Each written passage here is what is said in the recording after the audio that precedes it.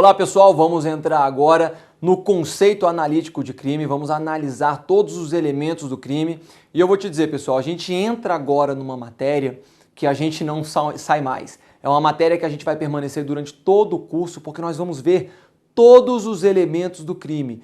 O crime a gente vai ver que ele é fato típico, ilícito, culpável para a teoria tripartida, para a teoria bipartida vai ser somente um fato típico, ilícito e a culpabilidade vai entrar como um elemento, um pressuposto de aplicação da pena.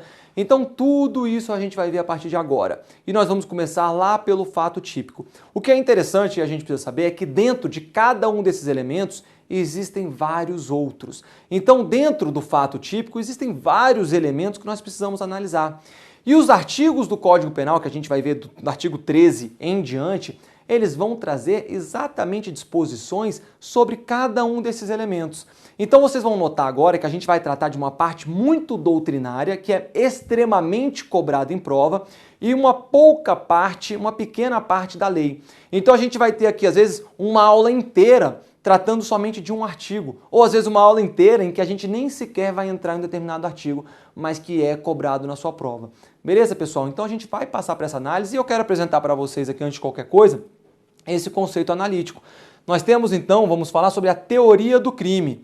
Olha só, a gente tem o fato típico, a antijuridicidade ou ilicitude e a culpabilidade, sem entrar aqui nos méritos da teoria tripartida ou bipartida. Dentro do fato típico, nós temos a conduta, temos o resultado, a relação de causalidade ou nexo causal entre a conduta e o resultado e a tipicidade. Sabe o que é melhor, galera? O mais engraçado é que dentro de cada elemento desses, nós temos outras classificações, outros elementos que precisam ser analisados. Já na antijuridicidade, a antijuridicidade ela é presumida quando ocorre o fato típico. A gente vai analisar a antijuridicidade, a ilicitude, com relação às suas excludentes. A antijuridicidade, quase não sai, a gente tem ela presumidamente quando há um fato típico. Houve uma situação que alguém praticou um fato típico, a ilicitude já é presumida. Por quê? Porque está desrespeitando a lei. Então a gente vai falar mais sobre isso, mas para que fique fácil da gente compreender. A gente não tem elementos específicos dentro da antijuridicidade. A gente vai ter elementos que vão excluir a ilicitude, que aí são esses elementos que estão aqui, olha, legítima defesa, estado de necessidade, estrito cumprimento do dever legal, exercício regular do direito, e a gente vai ter ainda outras causas supralegais aí de antijuridicidade, como a gente vai ver ao longo do curso. E a culpabilidade, hoje, ela tem os seguintes elementos: imputabilidade, potencial consciência da ilicitude, exigibilidade de conduta diversa. Dentro de cada uma dessas aqui há vários comentários, há outros elementos que nós precisamos ver. Pessoal, se você entende a teoria do crime, se você consegue entender a lógica do crime, você consegue entender praticamente tudo em direito penal, beleza? Claro que aí vão ter algumas regrinhas específicas que você precisa saber, mas isso daqui é o que faz você ser um bom ou uma boa penalista. É o que faz você sair de um degrau e subir ao degrau dos grandes, daqueles que entendem o direito penal. Então é uma matéria que a gente vai ver de maneira detalhada para que a gente possa compreender muito bem. Primeira coisa que eu quero falar com vocês, nós vamos começar a ver então a conduta, tá bom? A gente vai estar aqui dentro do fato típico e vamos ver a conduta. E a gente vai ver que a conduta ela tem uma relação muito íntima com a culpabilidade, tá bom? Essa relação aqui é muito íntima. Por quê, professor? Porque haviam alguns elementos que estavam antigamente na culpabilidade que hoje se encontram dentro da conduta. Quais são esses elementos, professor? O dolo e a culpa. Digo para vocês, já teve uma época que o dolo e a culpa estavam aqui dentro da culpabilidade. Hoje, o dolo e a culpa estão dentro da conduta. Tá bom? E é exatamente isso que a gente vai falar agora. Essa evolução das teorias do crime que vão trazer o dolo e a culpa, vão tirar o dolo e a culpa da culpabilidade e vão levar para o fato típico. Esses outros elementos aqui, olha, também são novos. Antigamente havia somente a imputabilidade junto com o dolo e a culpa, como a gente vai ver, beleza? Então olha só, primeira teoria que nós precisamos entender. Galera, vocês vão ver aqui que não são muitas teorias, não tem uma dificuldade grande, é só a gente entender a lógica de cada uma delas. E eu vou trazer aqui basicamente uma lógica cronológica, uma lógica de evolução do direito para que fique simples de vocês entenderem. Olha só, a primeira teoria que a gente tem é a teoria clássica, também chamada de causal, naturalística ou mecanicista. Lembra, pessoal, que nós estamos dentro aqui da conduta, tá bom? Nós estamos falando da conduta. E a teoria clássica causal ela vai tentar explicar a conduta.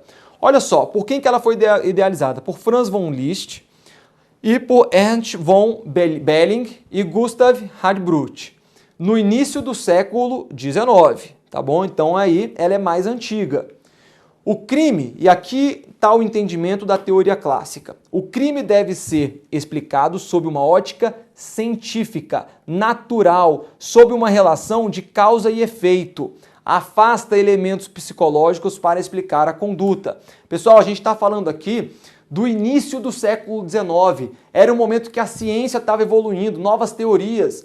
Então, esses doutrinadores, a teoria clássica, causal, mecanicista, eles querem trazer para a gente um conceito de que o direito nada mais é do que uma ciência. E como uma ciência, ela teria que ser uma ciência natural. Ou seja, se o agente pratica um ato, ele vai ter determinada consequência. Nessa ciência não vão incidir aspectos sociológicos, aspectos psicológicos. A conduta vai ser uma ação.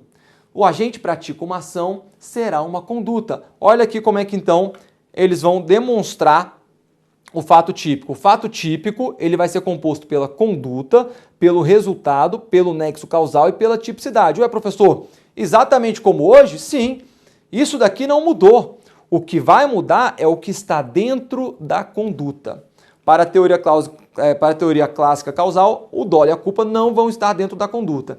Então, olha só, a conduta será composta pela ação e pela vontade, ou seja, um movimento corporal voluntário do agente. É uma análise objetiva, que não leva em consideração o dolo e a culpa do agente. Pessoal, a teoria clássica causal, ela vai analisar objetivamente o fato típico. Ela não se importa se o fato típico foi praticado com dolo ou com culpa. Por isso que a gente não fala da responsabilidade objetiva da administração pública, lá em direito administrativo, por que a responsabilidade é objetiva? Porque não há dolo nem culpa. O que a teoria clássica vai fazer aqui no direito é dizer o seguinte, olha, a conduta é uma análise objetiva. Houve a conduta ou não houve.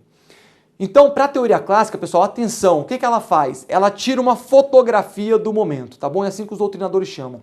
Ela tira uma fotografia. Imagina que eu tô aqui com um machado cortando a lenha.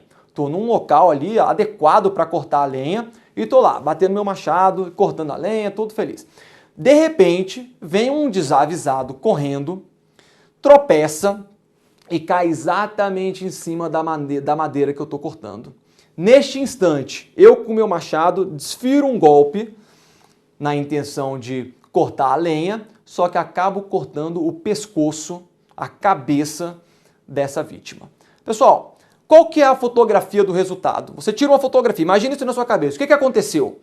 Se você tira uma fotografia do momento da situação, a gente tem uma ação, eu estou lá com meu machado e estou cortando a cabeça de uma pessoa. Eu tive dolo nessa conduta? Não. Eu tive culpa nessa conduta? Não, eu estava no local adequado. Foi culpa da vítima, foi a culpa da própria vítima. Veja, pessoal, para a teoria clássica, naturalística, mecanicista, ela vai dizer o seguinte, neste caso, nessa situação específica que eu descrevi para vocês, houve sim um fato típico. Por quê, professor? Simples, porque a conduta para a teoria clássica causal não leva em conta o dolo ou a culpa. A conduta é simplesmente uma ação. Houve a ação? Houve. Houve o resultado, que foi a morte da vítima? Houve. Houve um nexo causal? Foi essa ação que gerou essa morte? Houve. Está prevista a tipicidade? Há uma tipicidade em relação ao delito de homicídio? Sim, existe. Opa, então há o fato típico. Ué, professor, quer dizer que a teoria clássica ela adota a responsabilidade penal objetiva? Eu vou ser preso por homicídio mesmo não tendo matado, mesmo não tendo tido a culpa nem dolo na morte dessa vítima? Não, pessoal, ela não adota a teoria objetiva. Só que ela vai analisar o dolo ou a culpa lá no elemento da culpabilidade. Ela não vai analisar o dolo ou culpa na conduta, beleza? Então, olha só. A teoria causalista não leva em consideração a finalidade da conduta. Basta haver um ato voluntário. Houve um ato voluntário? Vamos lá, pega aquela situação do machado. Eu não desferi a machadada de acordo com a minha vontade? Sim, houve o ato voluntário. Basta esse ato voluntário para que esteja caracterizada a conduta. Há uma separação entre a conduta, que é um movimento corporal objetivo, e a intenção do agente. Olha aqui, pessoal, olha como é que fica na teoria clássica, então. Nós temos no fato típico a conduta sem qualquer finalidade, é simplesmente uma ação, tá bom? A conduta vai ser uma ação. Nós temos o resultado, o nexo causal e temos a tipicidade. E lá na culpabilidade, tá bom? Vamos até mudar aqui, olha, na culpabilidade, a gente vai ter a imputabilidade e vai ter o dolo, que vai ser aqui chamado de dolo normativo, a gente vai ver por quê, tá bom? Mas então a gente vai ter a imputabilidade aqui e o dolo normativo. Esses serão os elementos da culpabilidade para a teoria clássica, causal, naturalística ou mecanicista, como ela pode ser chamada. Olha aqui então de uma maneira mais explicada para cada um de vocês. A conduta é sem finalidade. Então, a concepção clássica, sem dolo ou culpa. A conduta, portanto, pessoal, atenção nisso aqui, será mera ação voluntária que produz alteração no mundo exterior. É uma ação. Se essa ação produz uma mudança, uma alteração no mundo exterior, foi praticada a conduta. Professor, mas essa conduta não foi com dolo nem com culpa. Não importa. Para a teoria clássica, não importa se é com dolo ou culpa para a gente analisar a conduta. A teoria clássica ela vai dizer, nessa situação do Machado, não houve crime. Sabe por que não houve crime? Porque não houve culpabilidade. O agente não vai ser culpável, porque o dolo ou a culpa vão ser analisados aqui na culpabilidade. Beleza, pessoal? Então lembre-se, teoria clássica, a conduta é uma ação, é a mera ação voluntária que produz alteração no mundo exterior. Então, houve fato típico? Houve. O fato típico, nesse caso do Machado que eu estou usando para vocês, é ilícito? Sim. É presumido a ilicitude. É culpável? Não, não é culpável. Por quê? Porque aqui, quando chega na culpabilidade, é que a gente analisa o dolo e a culpa. O dolo normativo, porque possui em seu interior a consciência da ilicitude. A imputabilidade, vocês já sabem, a capacidade da pessoa de entender o caráter ilícito do fato ou de determinar-se de acordo com esse entendimento. Isso daqui permanece igual ao que é hoje. Beleza, galera? Então, atenção nessa diferenciação. Com isso, o que eu quero dizer para vocês? Que, como o dolo ou a culpa para a teoria clássica está na culpabilidade, veja, pessoal, o dolo ou a culpa é necessário para o crime. Eu só consigo analisar o crime se eu tiver esse aspecto subjetivo da análise do dolo ou da culpa. Então, para a teoria clássica, não existe hipótese em crime bipartido. A teoria clássica, ela só adota a teoria tripartite, porque é necessário que a gente tenha um fato típico, ilícito e culpável, porque somente quando chega na culpabilidade é que eu analiso o dolo ou a culpa. Beleza? Então, não há que se falar em teoria bipartite quando a gente está diante da teoria clássica ou causal. Olha aqui. Críticas a essa teoria. Quais são as críticas? Como a conduta é o movimento humano que causa modificação no mundo exterior, essa teoria não explica adequadamente os crimes omissivos e os crimes formais e de mera conduta, porque tudo para essa teoria está voltada para causa e efeito, para ação e consequência. Nos crimes formais, não necessariamente eu vou ter um resultado naturalístico. No crime de mera conduta, não há sequer previsão de resultado naturalístico. Nos crimes omissivos, por que a teoria causal não prevê? Por causa disso daqui, olha, volta. A conduta é mera ação. A teoria clássica fala que a conduta é mera ação. Então, se a gente está diante de uma omissão, a teoria clássica não consegue explicar. Beleza, pessoal? Atenção nisso. A teoria clássica ela vai falar que a conduta é uma ação voluntária que causa modificação no mundo. Ao contrário, então assim, não vai ter a previsão de uma omissão. Isso era uma grave falha que tinha na teoria clássica. Olha aqui, Também não explica adequadamente o crime tentado, pois não haverá uma fotografia do resultado, uma vez que este não ocorre.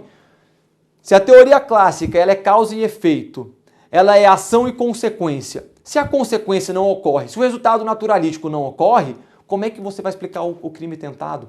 Então é uma outra crítica que tinha aí a teoria clássica. E por fim, não é possível separar a vontade voluntária humana de sua finalidade. A ação é dirigida a uma finalidade. Ou seja, toda ação voluntária, pessoal, você faz alguma coisa com uma determinada finalidade. Se eu estou lá cortando machado, a minha finalidade não é matar ninguém. A minha finalidade é cortar a lenha.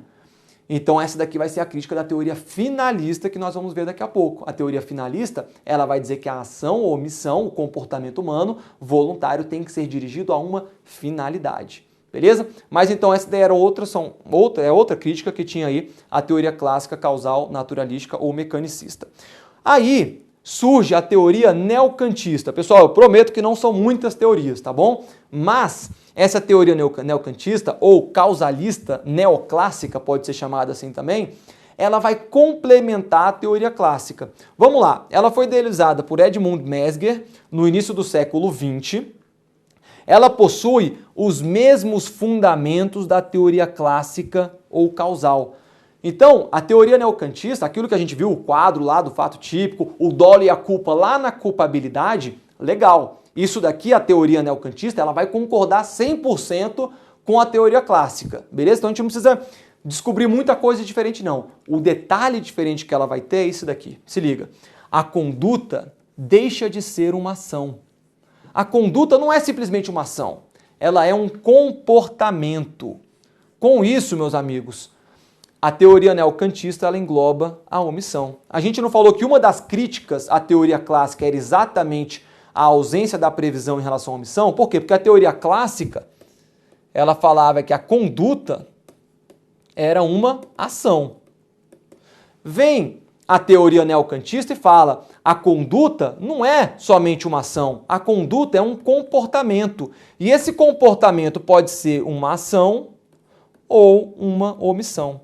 Opa, então uma das críticas, graves críticas que tinha aí na teoria causalista, na teoria clássica, agora estão resolvidas aí pela teoria neocantista. As demais não, mas pelo menos essa da omissão, a teoria neocantista vem e resolve. A culpabilidade passa a adotar a teoria normativa ou psicológico-normativa. Assim, os elementos da culpabilidade são imputabilidade, dolo ou culpa e exigibilidade de conduta diversa. Pessoal, deixa eu voltar aqui rapidinho para vocês verem. Na teoria clássica, nós temos a teoria psicológica da culpabilidade. Professor, mas você já está falando aqui de teoria da culpabilidade? Não, pessoal, a gente vai falar da teoria da culpabilidade mais para frente. Mas eu já trouxe aqui os nomezinhos para vocês se familiarizarem. Quando a gente está diante da teoria clássica, essa análise aqui da imputabilidade, do dolo normativo e da culpa, trata-se da teoria psicológica da culpabilidade. Tá bom? Então a gente tem que saber dessa relação. A teoria psicológica da culpabilidade vai estar ligada à teoria clássica do fato típico, da conduta, tá bom? Da mesma maneira que quando vem, portanto, a culpabilidade neocantista, aí a gente já vai ter um elemento a mais. Além da imputabilidade e do dolo ou da culpa, a teoria neocantista vai trazer à tona a exigibilidade de conduta diversa. Então já está crescendo aí também os elementos da culpabilidade. Olha como é que fica então. Na teoria neocantista, a culpabilidade será aplicada à teoria normativa ou psicológica normativa. O que está em vermelho é o que vai alterar, são as mudanças que foram trazidas pela teoria neocantista em relação à teoria clássica. A imputabilidade continua igual, o dolo normativo ou culpa continua igual. O que vai ter de diferente? A exigibilidade de conduta diversa. Foi criado mais um elemento aqui na teoria neocantista, que é adotado até hoje. E a conduta? Foi aquilo que eu falei com vocês. A conduta deixa de ser uma ação e passa a ser um comportamento que produz alteração no mundo exterior. Comportamento esse que pode ser tanto uma ação quanto uma omissão. Fechou? Muito bem, vamos entrar então agora, terceira teoria. Teoria finalista ou final, criada por Hans Welzel em meados do século XX. A conduta É o comportamento humano voluntário. Até aqui está diferente, pessoal? Não. É esse o conceito de conduta para a teoria clássica, para a teoria neocantista. Melhor dizendo, para a teoria neocantista, né? Porque a teoria clássica vai dizer que a conduta é uma ação. Aqui não, a gente já evoluiu. Então, para a teoria finalista, a conduta é o comportamento humano voluntário. Legal. Olha o detalhezinho, só que esse comportamento humano voluntário, ele será dirigido a um fim ilícito. Eu tenho a finalidade de praticar um crime, eu tenho a finalidade de praticar uma ação criminosa. Não é simplesmente uma fotografia do resultado. A gente não vai analisar o fato típico dizendo, ele estava lá com o machado na cabeça, houve fato típico. Não. A gente tem que saber a finalidade daquela ação. A que se dirigia aquele comportamento, que pode ser uma ação ou uma omissão. Pessoal, quando a gente fala em ação, acabou. A ação ficou lá na teoria clássica. Veio a teoria neocantista, já falou, é um comportamento, englobando ação e omissão. A teoria finalista, que não é boba nem nada, falou, é isso mesmo, já vamos evoluir. É um comportamento humano voluntário, dirigindo ao fim lícito. O agente que pretende praticar uma ação criminosa antevê o resultado e posteriormente pratica a conduta voltada para alcançá-lo. É chamado de exercício vidente. Aquele agente que quer praticar um crime, ele vê qual é o resultado que ele quer praticar, ele antevê, ele prevê o que ele quer fazer e aí pratica as condutas com aquela determinada finalidade. Então, por isso que se chama teoria finalista. A conduta será um comportamento dirigido a um fim. Simples assim. Olha só, galera, vou repetir. A conduta na teoria clássica não era simplesmente uma ação que causava mudança no mundo exterior? Relação de causa e efeito? Sim. Na teoria neocantista já foi falado que a conduta é uma ação ou omissão, é um comportamento, mas ainda adotava aquela ideia de a causa e efeito. Já na teoria finalista, não. Teoria finalista passa a ser um comportamento humano voluntário que cause mudança no mundo exterior e que tem uma finalidade de praticar um crime, de praticar um ato ilícito. Beleza? Olha só, qual que é então a grande alteração que a gente vai ter na teoria finalista? O dolo e a culpa passam a integrar o conceito de conduta.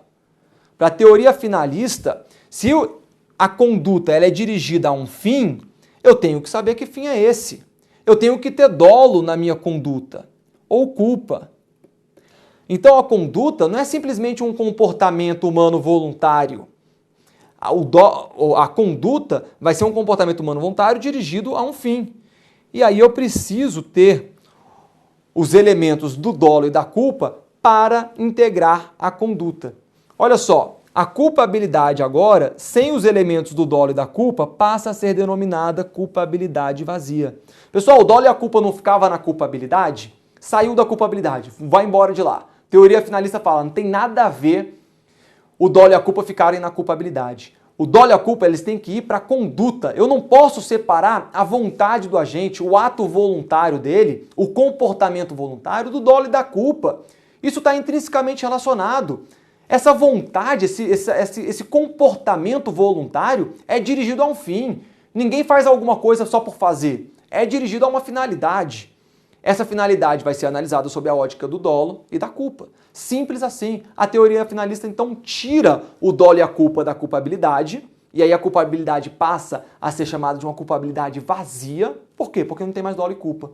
O dolo e a culpa eles vão ser analisados lá no fato típico. Então, vamos trazer o Machado de novo aqui? Olha só, naquela situação do Machado, para a teoria clássica, na hora que eu dou a machadada lá e corto o pescoço fora da vítima, não era minha intenção nem nada. Para a teoria clássica, houve fato típico, mas não era culpável, então não há crime. A teoria finalista concorda, não há crime. Mas não vai haver crime não é porque não tem culpabilidade, é porque não tem sequer fato típico. Não houve dolo e nem houve culpa. Então a gente não tem conduta. A ação ali dirigida para cortar lenha não foi dirigida para a finalidade de matar aquela vítima. Então não há nem conduta. Se não há conduta, não há fato típico. Se não há fato típico, não é crime. Não há crime. Beleza? Olha só. Por outro lado, o dolo, que era normativo, passa a ser natural. A consciência da ilicitude abandona o conceito de dolo e passa a integrar a culpabilidade de forma autônoma. Então o dolo era normativo porque dentro do dolo normativo vai a consciência da ilicitude, mas a consciência da ilicitude ela vai permanecer dentro da culpabilidade. Tá? Opa! Vai permanecer dentro da culpabilidade. E o dolo, que era normativo porque tinha consciência da ilicitude dentro dele, passa a ser um dolo natural, que vai lá para o fato típico. Muito bem, deixa eu apagar aqui para a gente poder ver. A teoria adotada para a culpabilidade é a teoria normativa pura. Aqui, então, outro nome de teoria. Por quê? Porque vai mudar completamente a culpabilidade. A teoria normativa pura vai ter os elementos da imputabilidade, que sempre esteve, da consciência da ilicitude. Por quê? Porque saiu a consciência da ilicitude de dentro do dolo, e da exigibilidade de conduta diversa, que já havia sido trazida lá pela teoria neocantista. Beleza? Olha só, pessoal. Então vamos falar aqui do dolo antes da gente ver como que ficou o conceito analítico de crime da teoria finalista. O dolo. Na teoria finalista, a gente vai ter o dolo natural, que também é chamado de dolus bonus. E na teoria causalista, era o dolo normativo, dolus malus. Tá bom? Teoria causalista ou na neocantista também. Elementos. Dentro, isso aqui, pessoal, são os elementos do dolo. Então, dentro do dolo natural, eu tenho, agora na teoria finalista, a consciência da ilicitude, que é um elemento intelectivo, e a vontade de praticar um comportamento dirigido a um fim, que é o elemento volitivo. Ou seja, quando eu vou praticar um crime, eu quero praticar um homicídio, eu tenho a consciência de que esse homicídio é ilegal, que é ilícito, eu não posso matar uma pessoa. Mas, além dessa consciência, eu tenho a vontade de matar. Então veja, dentro do dolo, como é que a gente vai configurar o dolo? Como é que a gente sabe que alguém agiu de maneira dolosa? Ele sabia que aquilo era crime, ele sabia que aquilo era ilícito, mas mesmo assim ele quis agir. Então são esses dois elementos que estão aqui pra gente. O elemento intelectivo, que é a consciência da conduta, e o elemento volitivo, que é a vontade de praticar esse comportamento dirigido a um fim, ainda que ilícito. Qual elemento do crime vai integrar? O dolo vai ficar dentro do fato típico, tá? Na teoria finalista. E na teoria causalista? Eu vou ter o dolo, que vai dentro do dolo normativo vai ter a consciência da conduta, que vai ser o elemento intelectivo, vai ter a vontade de praticar uma ação, que vai ser o elemento volitivo. Opa, professor, tá tudo igual aí ao que a gente viu da teoria finalista. É verdade, pessoal. Esses elementos, eles são idênticos. O que vai mudar do dolo normativo para o dolo natural é que no dolo normativo nós tínhamos a consciência da ilicitude do fato. E essa consciência da ilicitude do fato, uma vez que o dolo é transferido para o fato típico, ela vai ficar como um elemento da culpabilidade. E a gente vai estudar mais para frente aí o que vai ser a consciência da ilicitude do fato. Basta você saber por enquanto que no dolo normativo, a consciência da ilicitude do fato integrava esse dolo normativo, fazia parte do dolo normativo. Já no dolo natural, não. O dolo, então, ele foi transferido para o fato típico e deixou lá na culpabilidade a consciência da ilicitude do fato. Beleza, pessoal? E o dolo normativo, como a gente já viu, ficava dentro da culpabilidade. Muito bem, uma questãozinha para a gente aí fazer. No que se refere à teoria geral do crime, julgue o próximo item. Segundo a teoria causal, o dolo causalista é conhecido como dolo normativo. Até aí tá certo, pessoal? Tá, né? Por enquanto tá ok. Teoria causal, o dolo causalista é conhecido como dolo normativo. A gente acabou de ver. Pelo fato de existir nesse dolo, juntamente com os elementos volitivos e cognitivos, considerados psicológicos, elemento de natureza normativa, real ou potencial consciência sobre a ilicitude do fato. Vou voltar aqui. Olha só, a gente não falou que tem um elemento intelectivo, um elemento volitivo? Não é o dolo normativo que está aqui na teoria causalista? E aí, além do elemento intelectivo e do elemento volitivo, vai ter também a consciência da ilicitude do fato. É o que a questão fala. Na teoria causal, o dolo causalista é conhecido como dolo normativo, ok. Pelo fato de existir dentro desse dolo, nesse dolo, juntamente com os elementos volitivos e cognitivos, considerados psicológicos, elemento de natureza normativa, que é a real potencial consciência sobre a ilicitude do fato. Certo ou errado, pessoal? Certíssimo. Tranquilo. Prova aí da delegada da Polícia Federal. Não tem dificuldade. Olha só então, nós temos aqui a teoria finalista. E aí o que vai ter na teoria finalista?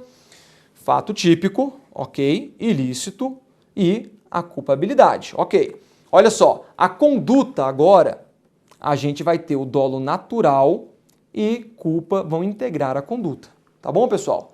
Dolo e culpa saíram aqui, eles estavam aqui na culpabilidade, saíram e agora migraram lá para o fato típico.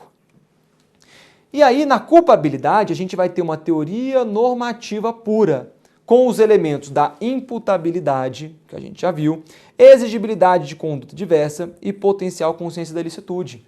Pessoal, isso daqui não é exatamente como está hoje? Então, eu vou falar para vocês, professor, qual que é a teoria adotada no direito penal brasileiro? Teoria finalista.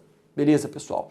O dolo é o dolo natural, que integra a conduta. A conduta é um comportamento humano voluntário que causa mudança no mundo exterior e que é dirigida para um fim, tem uma finalidade. Essa vai ser a conduta. Chegamos aqui no conceito de conduta.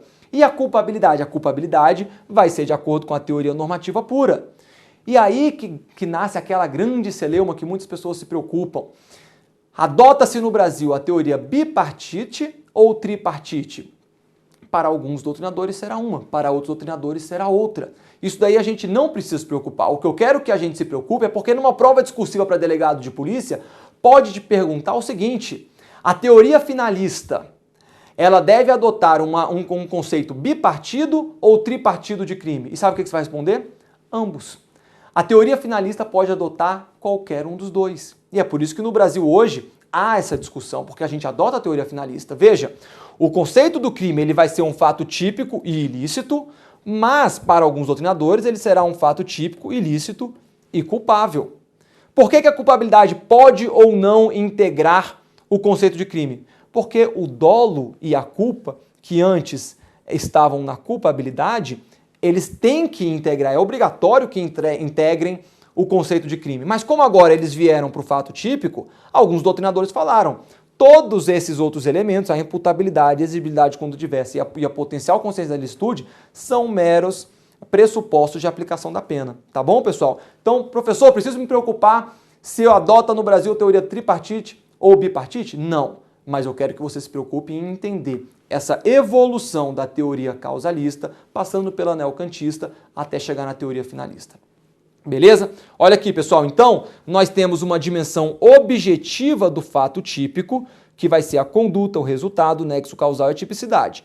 Isso aqui tudo, ó, é uma análise objetiva que é feita. Teve uma conduta? Ok. Teve um resultado? Teve. Teve nexo causal entre a conduta e o resultado? Teve. Ok. É a previsão típica dessa conduta? Sim. Legal. Então, isso daqui vai ser uma dimensão objetiva. Qual que vai ser a dimensão subjetiva do fato típico? O dolo e a culpa.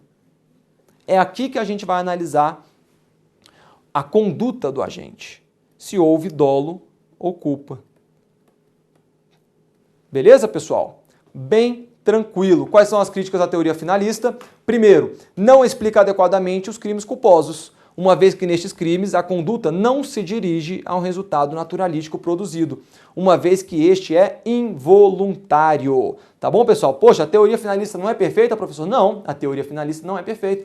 E por isso que existem estudos constantes tentando explicar a teoria finalista e tentando evoluir com a teoria finalista. E a gente vai ver. Existem outras teorias mais adiante, mas a adotada hoje no ordenamento jurídico brasileiro é a teoria finalista, mesmo que tenha alguns defeitos. Olha só, no segunda crítica, com o objetivo de adequar a teoria finalista aos crimes culposos, o Elzel, que é o mesmo que criou a teoria finalista, ele criou uma nova teoria denominada cibernética. A conduta não é dirigida a um fim ilícito, mas simplesmente a uma finalidade. O termo utilizado passa a ser o controle da vontade presente tanto nos crimes dolosos quanto culposos. Galera, lembra que a teoria neocantista ela veio para evoluir, para resolver as críticas à teoria causalista? Beleza. A teoria cibernética ela veio para resolver os problemas e as críticas feitas à teoria finalista, tá bom? Então a gente pode até dizer que de fato adota-se hoje essa teoria cibernética, mas a conceituação, o nome dado pela doutrina continua sendo teoria finalista. A teoria cibernética ela veio somente para somar, mas ela não veio para tomar o posto da teoria finalista. Da mesma forma, vocês vão ver muitas provas se referindo à teoria neocantista como se fosse a teoria causalista. Então você vai ver lá o conceito da teoria neocantista, mas a prova vai dizer que é causalista. Tá errado, professor? Não, não tá. Tá bom? É simplesmente porque a teoria neocantista, ela é uma teoria causalista, mas adaptada ali, como a gente viu, para resolver algumas críticas que eram feitas à teoria causalista. Beleza, meus amigos? Vamos fazer o seguinte, vamos vir comigo aí, vamos fazer mais essa questão e daí a gente encerra a aula. Em qual sistema penal a culpabilidade é concebida com um vínculo psicológico que une o autor ao fato? Olha só, pessoal. A culpabilidade, a gente está perguntando da culpabilidade. Em qual sistema penal a culpabilidade é concebida como vínculo psicológico que une o autor ao fato? Galera, lembra só, na teoria finalista, o dolo e a culpa, que vão ser aqui esse vínculo psicológico, eles saem da culpabilidade e vão lá para a conduta. Então, quando a questão fala que o dolo e a culpa, esse vínculo psicológico, estão dentro da culpabilidade, a gente está diante de qual teoria? Nós estamos diante da teoria clássica, galera. Tá bom? Vai ser aí a teoria clássica ou causal. Muito bem, meus amigos, temos mais poucas teorias aqui para ver, mas vamos parar por agora e voltamos na próxima aula aí dando continuidade. Até mais!